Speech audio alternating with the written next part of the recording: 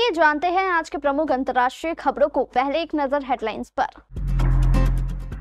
प्रधानमंत्री मोदी ब्रिटेन और मालदीव दौरे पर रवाना। दौरे से पहले क्या कहा? 5 साल बाद चीनी पर्यटकों को वीजा देगा भारत। आयरलैंड में एक भारतीय पर हुए हमले के बाद दूतावास ने ये कहा। इजरायल की सेना ने माना गाजा में चर्च पर गलती से हमला हुआ। गाजा में भूख से पिछले 24 घंटों में 10 लोगों की मौत।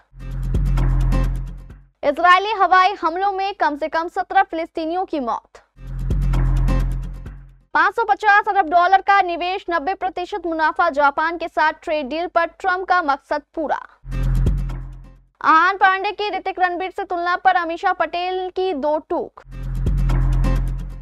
पाकिस्तान के पीएम शहबाज शरीफ ने बांग्लादेश की क्रिकेट टीम को दी बधाई। और चौथे टेस्ट मैच में भारतीय टीम में 3 बदलाव, अंशुल कंबोज कर रहे हैं डेब्यू। प्रधानमंत्री नरेंद्र मोदी आज बुधवार को ब्रिटेन और मालदीव के दौरे के लिए रवाना हो गए। प्रधानमंत्री नरेंद्र मोदी ने यात्रा पर रवाना होने से पहले दोनों देशों के साथ संबंधों को लेकर अहम टिप्पणी भी की थी। 3 दिवसीय यह यात्रा आज 23 जुलाई से प्रारंभ हो गई, जो 26 जुलाई के बीच तक चलेगी। प्रधानमंत्री मोदी ने कहा, भारत और ब्रिटेन के बीच व्यापक राजनीतिक साझेदारी है, जिसमें हाल के वर्षों में महत्वपूर्ण प्रगति हुई है। हमारा सहयोग व्यापार, निवेश, प्रौद्योगिकी, नवाचार, रक्षा, शिक्षा, अनुसंधान, स्वास्थ्य और जनसंपर्क सहित कई क्षेत्रों में फैला हुआ है। इस दौरान पीएम मोदी ब्रिटेन के प्रधानमंत्री केयर स्टारमर से भी मुलाकात करेंगे। उन्होंने कहा, ब्रिटिश प्रधानमंत्री से मेरी मुलाकात के दौरान हमें हमारी आर्थिक साझेदारी को और मजबूत करने का अवसर मिलेगा, जिसका उद्देश्य दोनों देशों में समृद्धि, विकास और रोजगार सृजन को बढ़ावा देना है। ब्रिटेन के बाद प्रधानमंत्री मालदीव जाएंगे, जहां वो मालदीव के स्वतंत्रता दिवस की 60वीं वर्षगांठ पर आयोजित समारोह में शामिल होंगे। उन्होंने कहा कि मालदीव के राष्ट्रपति मोहम्मद मोइज़ू के निमंत्रण पर मैं वहां जा रहा हूं। यह हमारे द्विपक्षीय कूटनीतिक संबंधों का 60वां साल है।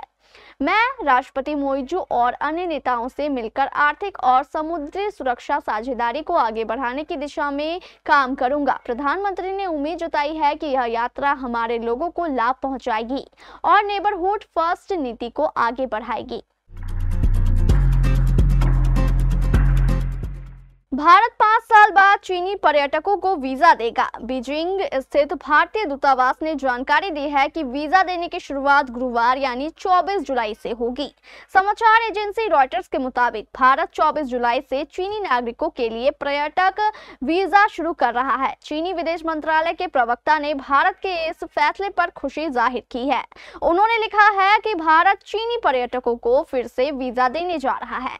यह एक सकारात्मक कदम है। दोनों देशों में आवाजाही काफी फायदेमंद होगी। दोनों देशों के बीच पर्यटन सुविधा बेहतर करने के लिए चीन भारत के साथ लगातार संपर्क और बातचीत कर रहा है।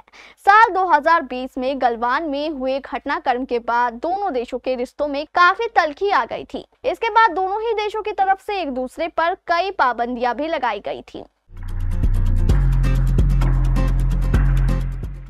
आयरलैंड के डबलिन में एक भारतीय नागरिक पर हमले की घटना के बाद डबलिन स्थित भारतीय दूतावास ने बयान दिया है। भारतीय दूतावास ने सोशल मीडिया एक्स पर लिखा, टालाघाट में हाल ही में एक भारतीय पर शारीरिक हमला हुआ। दूतावास पीड़ित और उनके परिवार के संपर्क में है। पीड़ित को सभी सहायता मुहैया कराई जा रही है। दूतावास ने यह भी कहा कि भारतीय अधिकारी इस मामले की जांच कर रहे हैं। आयरलैंड के संबंधित अधिकारियों के संपर्क में है। घटना 19 जुलाई की बताई जा रही है, जब एक 40 वर्षीय भारतीय नागरिक पर एक ग्रुप ने हिंसक हमला किया और उनके कपड़े फाड़ दिए गए। इस हमले में घायल शख्स के चेहरे, हाथों और पैरों में गंभीर चोटें आई थी। आयरिश पुलिस ने मामले की जांच शुरू कर दी है और इसे हेट क्राइम के तौर पर देखा जा रहा है। इजरायली सेना ने पिछले सप्ताह गाजा के एकमात्र कैथोलिक चर्च पर हुए हमले को लेकर जानकारी दी है। इस हमले में 3 लोग मारे गए और कई लोग घायल हुए थे।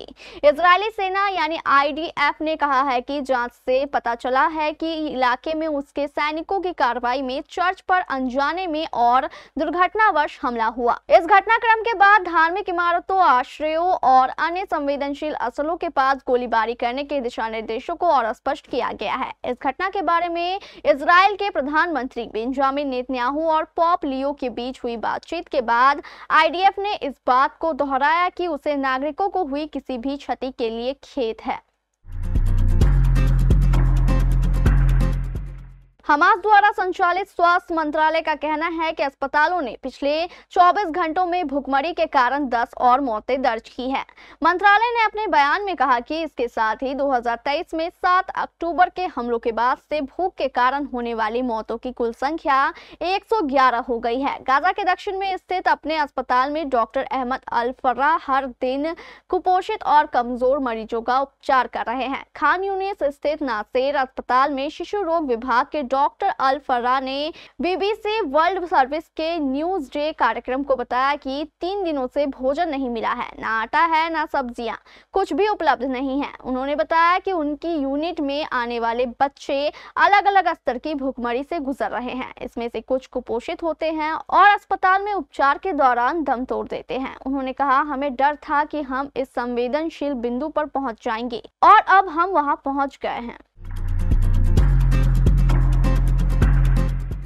हमास संचालित गाजा सिविल डिफेंस के प्रवक्ता के अनुसार बुधवार सुबह से गाजा पर इजराइल के हवाई हमलों में कम से कम 17 फिलिस्तीनियों की जान गई है।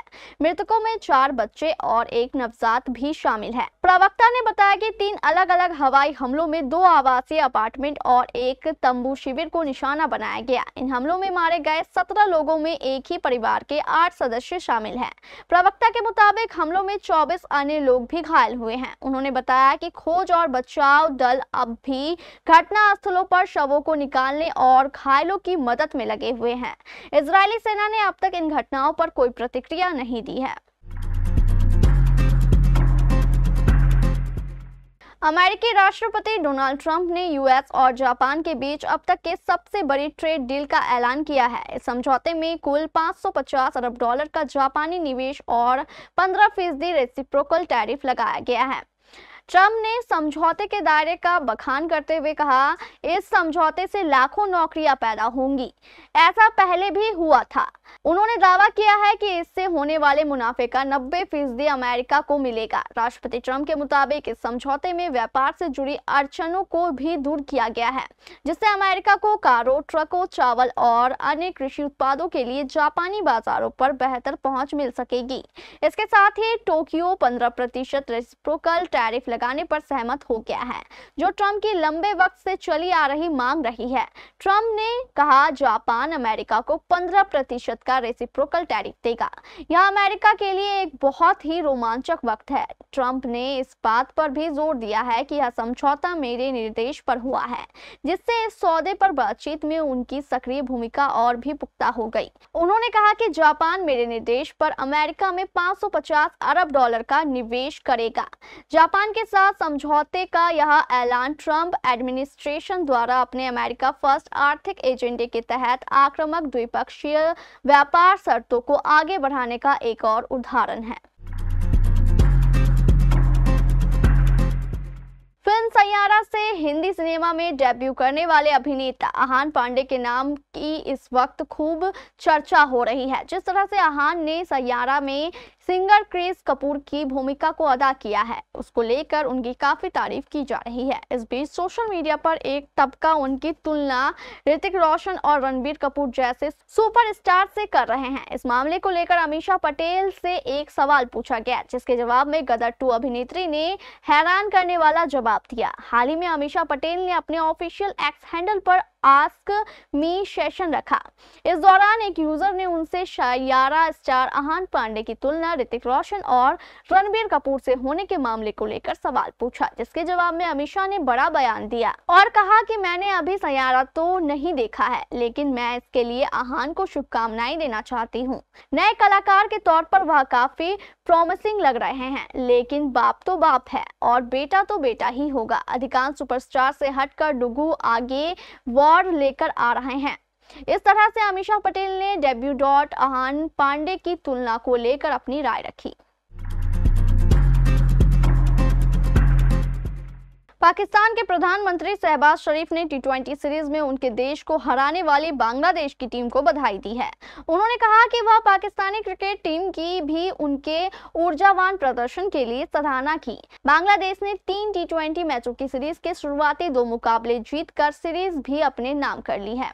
बांग्लादेश ने इससे पहले 16 जुलाई को श्रीलंका के खिलाफ खत्म हुई टी20 सीरीज में भी जीत हासिल की थी। 22 जुलाई को खेले गए दूसरे टी20 अंतर्राष्ट्रीय मुकाबले में बांग्लादेश ने 8 रनों के अंतर से हरा दिया। बांग्लादेश ने पहले बल्लेबाजी करते हुए 133 रन बनाए, जबकि जवाब में पाकिस्तान की टीम ने 19.2 ओवरों में सिर्फ 125 रन ही बना पाई। शहबाज शरीफ ने एक्स पर सोशल मीडिया पोस्ट में लिखा, हार और जीत खेल का हिस्सा है और स्पोर्ट्समैनशिप की यही सच्ची भावना है। उम्मीद करनी चाहिए कि दोनों देशों के बीच खेल या ये रिश्ता जारी रहेगा और लोगों को आपस में जोड़ेगा।